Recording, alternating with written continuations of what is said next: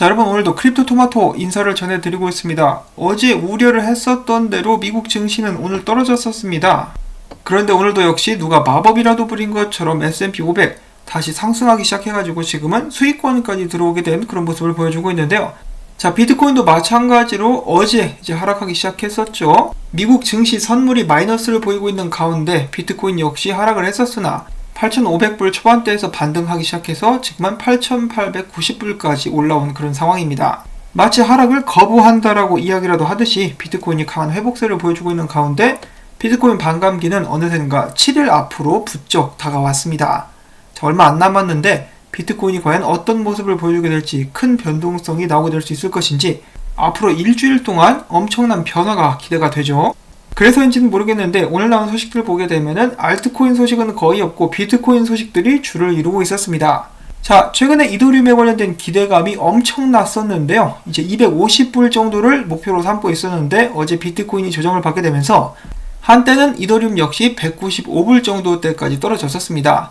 분석가들은 만약에 이더리움이 200달러 선을 방어하지 못하면 추가적으로 떨어질 수 있을 것이다 라고 이야기를 했었으나 다행히도 이더리움은 205불까지 비트코인과 함께 반등한 모습을 보여주었었고요. 지금 현재 저항선 같은 경우는 210달러 부근에 자리를 잡고 있기 때문에 이더리움이 다시 한번 상승을 거듭하기 위해서는 208달러와 210달러 저항선 돌파가 필수적이 될 것이다 라고 이야기를 하고 있는데요. 이것 역시 마찬가지로 비트코인이 계속해서 상승해주면은 자연스럽게 돌파를 할 수 있게 되지 않을까라고 제가 생각을 해볼 수가 있겠습니다. 그래서 이더리움 단타를 치실 분들은 이더리움이 저항선 뚫게 되면은 그때 딱 들어가시면 되겠죠. 자, 그 다음엔 말고 많고 탈도 많은 자칭 사토시 나카모토 크레그 라이트의 소송 공방에 대한 최종 판결 날짜가 잡혔습니다. 7월 6일인데요. 과연 플로리다 주 법원이 어떤 판결을 내리게 될 것인지 정말로 기대가 많이 됩니다.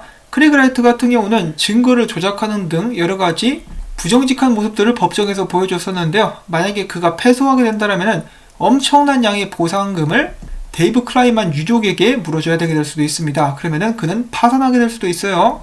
그리고 7월 6일 정도면은 반감기 이후에 어느 정도 시간이 흘렀다라고도 볼 수가 있겠는데요. 그때쯤 해가지고 비트코인 가격은 어떤 위치에 있을지 그런 점들도 기대를 해볼 수가 있겠습니다.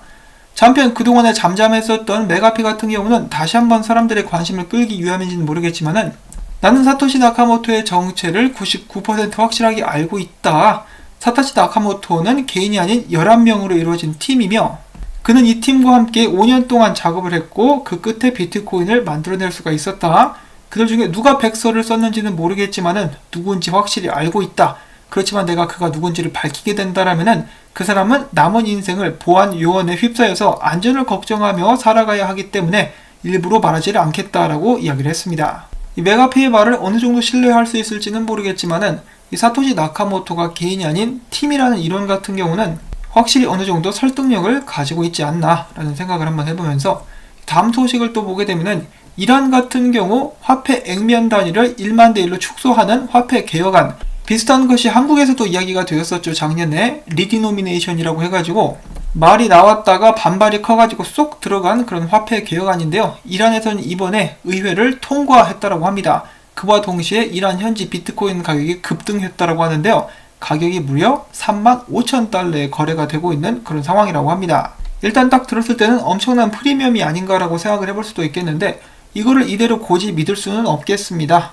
그렇지만 일단 코인텔레그래프에서 그렇게 보도를 했다라고 하는데요. 자, 이렇게 봤을 때 시민들이 그 나라의 정부를 신뢰하지 않기 때문에 그 나라의 화폐 역시 신뢰를 하지 않는다라고 볼 수가 있겠습니다. 마치 앞으로도 지속적으로 이란 같은 경우는 화폐 가치가 떨어지게 되지 않을까라고 저희가 조심스럽게 한번 예측을 해보는데요.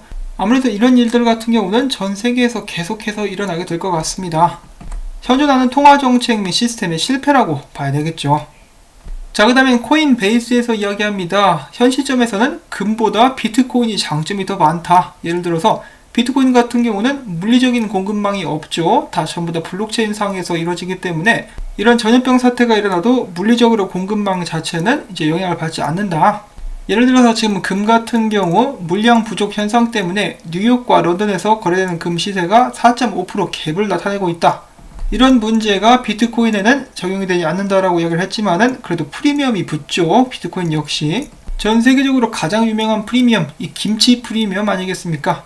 자, 아무튼 이어서 코인베이스 같은 경우는 비트코인이 금보다 희소성이 높다라고도 이야기를 했는데요. 비트코인은 비트코인 나름대로, 금은 금 나름대로 장점이 있다라고 저는 말씀을 전해드리고 싶습니다. 자, 그런데 피터 시프 같은 경우는 최근에 다시 한번 비트코인을 공격하면서 비트코인은 내재 가치가 없다, 비트코인 가격이 너무 낮다는 것은 말이 안 된다라고 다시 한번 비트코인을 공격을 했는데요. 비트코인 커뮤니티는 재밌는 짤을 만들어서 반격을 합니다. 피터 시프 같은 경우 비트코인이 1달러 했을 때 거품이다라며 비웃고 100달러, 1000달러 했을 때도 마찬가지지만은 비트코인 가격이 계속해서 올라가자 유혹을 참지 못하고 비트코인을 구매하기 위해서 바이낸스 가입, KYC 과정을 거치고 있다라고 이렇게 이야기를 하고 있는 것이죠. 피터 시프를 조롱하는 듯한 그런 짤이라고 볼 수가 있겠는데요.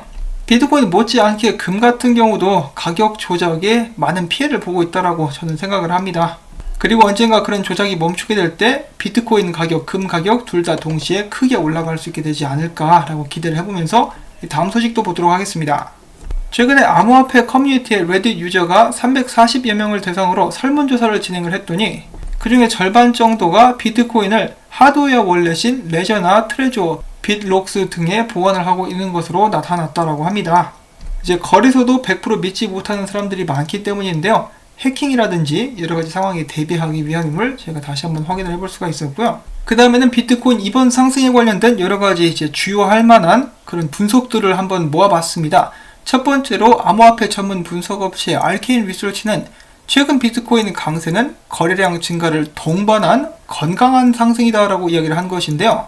이런 식으로 안정적인 거래량이 뒷받침되고 있다는 것은 비트코인의 추가 급등의 신호탄이 될 수 있다라고 설명을 한 것입니다. 같은 맥락으로 암호화폐 헤지펀드의 파트너도 이야기를 하기를 비트코인이 9,000달러 선을 회복한 급등세는 현물시장, 제대로 된 거래량의 상방 압력이 주도하는 것이다. 이전 같은 경우는 비트맥스 등 선물시장에서 숏 스퀴즈가 나오게 되면 그것 때문에 비트코인 가격이 급등했다가 다시 떨어지고 마는 그런 안타까운 모습들이 포착이 되었었는데 이번에는 다르다 이거죠. 그리고 비슷한 의견인데 노보그라치 역시 최근에 비트코인 강세 원인은 반감기 탓도 있겠지만 그보다는 새로운 신규 투자자들, 그러니까 신규 자금이 유입됐었기 때문이다라고 이야기를 하고 있는 것입니다. 특히나 지금 전 세계 경제가 엉망이죠. 방금 제가 이란 이야기도 봤었고 미국 같은 경우도 더욱더 많은 사람들이 점차 이 비트코인에 투자를 하고 있는 그런 모습들이 나오고 있다라고 계속해서 이야기가 되고 있는데 이런 움직임은 그 전까지는 개발도상국에서 두드러졌었으나 최근에는 유럽 등 선진국에서도 비트코인에 대한 관심과 투자를 늘려가고 있음을 저희가 확인을 해볼 수가 있었습니다. 이 펀더멘탈이 시간이 갈수록 강해지고 있다는 것이죠. 자, 그리고 다가오고 있는 이 반감기에 대해 가지고 여러 분석가들이 긍정적인 분석을 내놓기도 하고 있습니다. 자, 이번에는 펀드스트렛의 수석 디지털 전략가, 이 펀드스트렛은 톰 리가 소유한 회사죠. 아무튼 그 회사의 수석 전략 분석가가 이야기합니다. 비트코인 가격은 향후 12개월 동안 강세 흐름을 나타내며 14,350달러까지 상승하게 될 수 있을 것.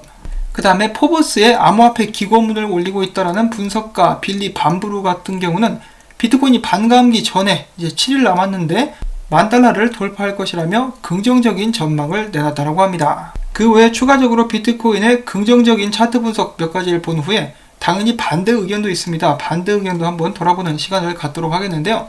그 다음에 이어서 마찬가지로 유명 암호화폐 분석가죠. 크립토 버드 같은 경우도 비트코인이 11,000달러를 곧 뚫고 올라가게 될 수 있을 것 같다라는 분석을 남겼습니다. 한마디로 작년부터 이어져 내려왔었던 강력한 추세선을 이번에 뚫을 수 있을 것이다 라고 이야기를 하게 된 것인데요. 이 저항만 돌파할 수 있다면 지속적으로 큰 상승을 제가 기대를 해볼 수 있는 것이 사실입니다. 그런데 이것을 뚫을 수 있느냐 없느냐가 정말 중요하게 작용을 하게 될 것 같죠. 어제도 저희가 이야기를 함께 해봤었는데 비트코인 같은 경우는 7주 연속으로 양봉이 나왔습니다. 7주 연속으로 상승을 했다라는 말인데 과연 8주 연속 상승 가능하게 될지 저희가 그런 부분도 기대를 해볼 수가 있겠고요. 어제 있었던 하락에 대해서 사토시 플리퍼는 이렇게 이야기를 하고 있습니다. 이 삼각수렴 아래로 떨어졌었는데 다시 한번 올라왔다. 이것은 페이크아웃이다. 개미 털기 같은 것이었다라고 이야기를 해주고 있고요. 비트코인은 다시 한번 이 거대 삼각수렴 안으로 쏙 들어온 그런 모습을 보여주고 있습니다. 자, 그 다음에 크립토 제레마이아 같은 경우도 비트코인이 8,400달러를 이렇게 유지를 해주는 한 다시 한번 9,000불대 중반까지 크게 싹 올릴 수 있는 가능성이 있다라고 이야기를 하고 있습니다. 이 삼각수렴에서 위로 쏘게 될 것을 이제 예측을 하고 있는 것이죠. 물론 사토시 플리퍼나 이 분석가 같은 경우는 크립토 버드만큼 이제 비트코인이 크게 상승할 거라고 생각하고 있지는 않지만은 그럼에도 불구하고 아직 비트코인의 상승은 끝나지 않았다라고 이야기를 해주고 있었고요. 자, 그 다음에는 비트코인의 하락을 보고 있는 사람들의 의견들 또한 보도록 하겠습니다. 모건 크릭 디지털 에셋의 공동 창업자 중에 한 명, 또 다른 한 명은 유명한 사람이 폼플리아노가 있죠. 그런데 또 다른 사람 제이슨 윌리엄스 같은 경우는 비트코인 반감기 후에 이번 달 말 비트코인 가격이 3,000달러까지 떨어지게 될 수 있을 것이다 라고 이야기를 했습니다. 충격적이죠. 반감기 후에 3,000달러 간다. 이번 달 말이면 5월 말에 비트코인이 3,000불까지 간다. 중기적으로 봤을 때는 비트코인 가격이 1,000달러 밑으로도 하락할 수 있다라고 충격적인 발언을 했다라는 것인데요. 좀 너무 오버한 것이 아니냐라고 생각을 해볼 수가 있겠는데 일단 그의 의견이 그렇다라고 하네요. 제가 봤을 때 비트코인이 만약에 5,000불 초반까지만 해도 사람들이 이제 달려들어가지고 전부 다 매수를 하지 않을까 싶은데 뭐 1,000달러까지 가기 전에 물량이 동나지 않을까 싶습니다. 자, 그리고 또 다른 분석으로는 비트코인 같은 경우는 지금 이 강력한 추세 및 저항선 2017년도부터 이어져 내려왔었던 그 저항선인데요. 이것을 한 번에 뚫기는 어렵지 않을까라고 많은 분석가들이 생각을 하고 있는 것인데 좀 다른 방식으로 그어진 저항선이긴 합니다만은 결국은 한 번에 뚫지 못하고 내려왔다가 어디까지 내려오느냐, 가격대를 보니 약 7,000불대 같은데요. 여기까지 내려와서 지지받고 이제 상승하면서 이 추세선을 그때쯤 깰 수 있지 않겠느냐라는 의견이 있습니다. 같은 추세선이 맥디에도 해당되는 모습을 제가 확인을 해볼 수가 있었고요. 분명히 비트코인 같은 경우는 반감기 후에 역사적으로 크게 하락하는 장면들을 몇 차례 연출한 적이 있습니다. 역사가 반복될 것인지는 누구도 알 수가 없지만은 사람들마다 각자의 의견을 가지고 그것을 따라가는 모습 저희가 확인을 해볼 수가 있었고요. 일단 결과적으로만 본다라면은 지금 단기간 안에 상승을 하느냐 아니면 시간이 조금 걸려가지고 조정을 받고 상승하느냐, 이 상승한다라는 데에서는 그들의 의견이 일치한다라는 것을 확인을 해볼 수가 있었습니다. 이 피터 시프 같은 사람들 빼고는 비트코인이 장기적으로 다 올라가게 될 것이라고 보고 있는데요. 그래서인지 모르겠지만은 마크 유스코 CEO 같은 경우는 최근에 CNBC에 출연해가지고 이러한 매매법을 이제 공유를 했습니다. 그냥 무조건 사라. 가격 생각하지 말고 무조건 들어가라라고 계속해서 이야기를 하고 있는 것인데요. 그는 비트코인이 10년 동안 이미 생존해왔다. 2015년을 제외하고 매년 저점을 끌어올린 그런 비트코인은 저력을 가지고 있는데 비트코인의 모든 펀더멘털은 강화되고 있으며 네트워크 지표도 가치도 동반 상승하고 있다. 비트코인은 제2의 아마존이며 이를 놓쳐서는 안 된다라고 이야기를 하고 있는데요. 또한 글로벌 경제 위기 속에서 사람들은 가치 상승이 기대되는 무언가를 소유하기를 바란다. 어떻게 보면 희망, 어떻게 보면 도피처를 바라고 있다는 것인데 비트코인이 바로 그런 역할을 하게 될 수 있을 것이다 라고 이야기를 하고 있는 것이죠.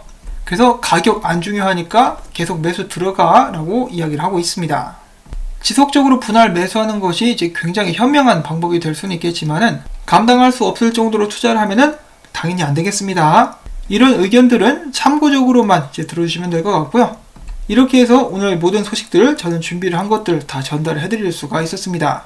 오늘도 시청해주신 여러분들께 다시 한번 감사의 말씀을 전해드리고요. 끝으로 어제 다시 한 번 더 후원을 해주신 김재홍님 4일 연속으로 도와주셔가지고 너무너무 감사드립니다. 혹시 정체가 황금알을 낳는 거위이십니까? 그리고 또한 저에게 힘내라고 응원해주시면서 마찬가지로 후원해주신 홍수연님 두 분께 다시 한번 감사의 말씀 전해드리면서 저는 다음에 새로운 소식 가지고 또 인사를 전해드리도록 하겠습니다. 하루빨리 원래 채널로 복귀할 수 있으면 좋겠네요. 자, 그럼 여러분들 오늘 모두 행복한 하루 보내실 수 있길 바랍니다. 안녕히 계십시오.